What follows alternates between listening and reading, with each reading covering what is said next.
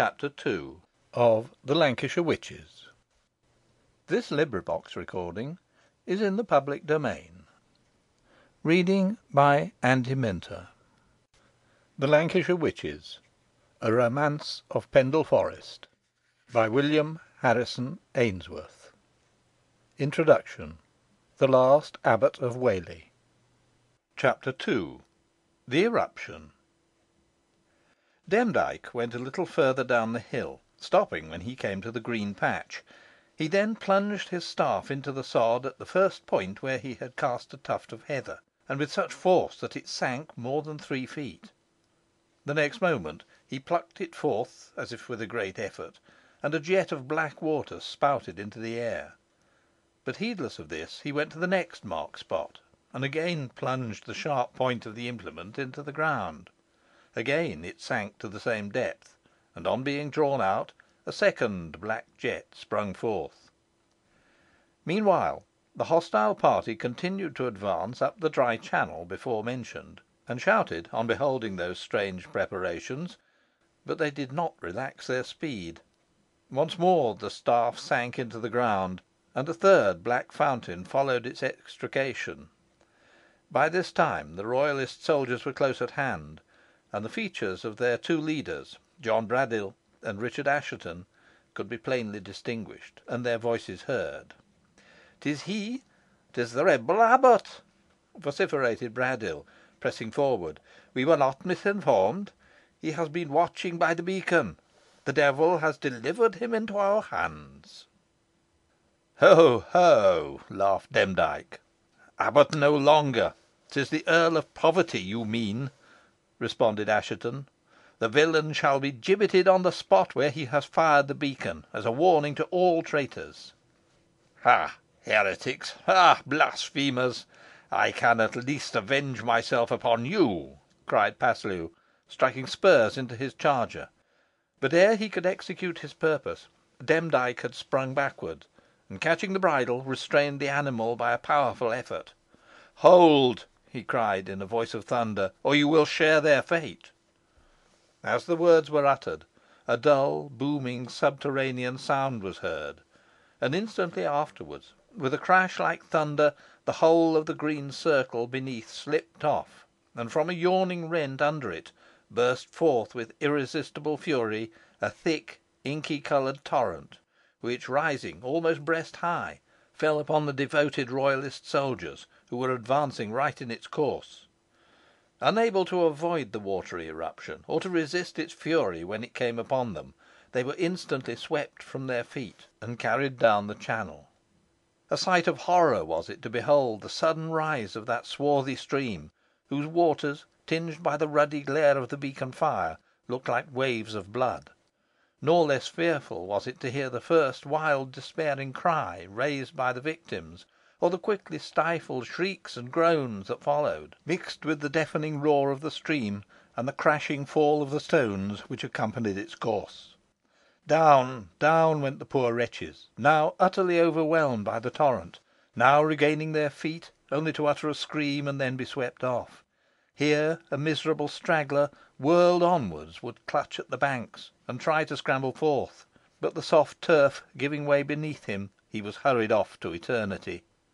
At another point, where the stream encountered some trifling opposition, some 2 or 3 managed to gain a footing, but they were unable to extricate themselves. The vast quantity of boggy soil brought down by the current, which rapidly collected here, embedded them, and held them fast, so that the momently deepening water, already up to their chins, threatened speedy immersion. Others were stricken down by great masses of turf, or huge rocky fragments, which, bounding from point to point with the torrent, bruised or crushed all they encountered, or, lodging in some difficult place, slightly diverted the course of the torrent, and rendered it yet more dangerous. On one of these stones, larger than the rest, which had been stopped in its course, a man contrived to creep, and with difficulty kept his post amid the raging flood. Vainly did he extend his hand to such of his fellows as were swept shrieking past him. He could not lend them aid, while his own position was so desperately hazardous that he did not dare to quit it. To leap on either bank was impossible, and to breast the headlong stream, certain death. On goes the current, madly, furiously, as if rejoicing in the work of destruction, while the white foam of its eddies presents a fearful contrast to the prevailing blackness of the surface. Over the last declivity it leaps, hissing, foaming, crashing like an avalanche.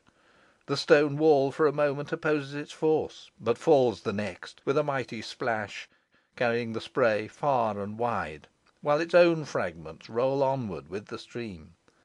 The trees of the orchard are uprooted in an instant, and an old elm falls prostrate. The outbuildings of a cottage are invaded, and the porkers and cattle, divining their danger, squeal and bellow in affright, but they are quickly silenced. The resistless foe has broken down wall and door, and buried the poor creatures in mud and rubbish. The stream next invades the cottage, breaks in through door and window, and filling all the lower parts of the tenement, in a few minutes converts it into a heap of ruin. On goes the destroyer, tearing up more trees, levelling more houses, and filling up a small pool, till the latter bursts its banks, and, with an accession to its force, pours itself into a mill dam. Here its waters are stayed until they find a vent underneath, and the action of the stream, as it rushes downward through this exit, forms a great eddy above, in which swim some living things, cattle and sheep from the fold not yet drowned, mixed with furniture from the cottages, and amidst them the bodies of some of the unfortunate men at arms which have been washed hither. But ha! Another thundering crash! The dam has burst. The torrent roars and rushes on furiously as before, joins its forces with Pendle Water, swells up the river, and devastates the country far and wide. Footnote 1. A similar eruption occurred at Pendle Hill in August 1669, and has been described by Mr. Charles Townley in a letter cited by Dr. Whitaker in his excellent History of Whalley. Other and more formidable eruptions had taken place previously, occasioning much damage to the country. The cause of the phenomenon is thus explained by Mr. Townley. The colour of the water, its coming down to the place where it breaks forth between the rock and the earth, with that other particular of its bringing nothing along but stones and earth, are evident signs that it hath not its origin from the very bowels of the mountain, but that it is only rain water coloured first in the moss pits, of which the top of the hill, being a great and considerable plain, is full, shrunk down into some receptacle fit to contain it, until at last, by its weight, or by some other cause, it finds a passage to the sides of the hill, and then a way between the rock and swarth, until it breaks the latter and violently rushes out. The abbot and his companions beheld this work of destruction with amazement and dread. Blanched terror sat in their cheeks, and the blood was frozen in Paslew's veins, for he thought it the work of the powers of darkness, and that he was leagued with them.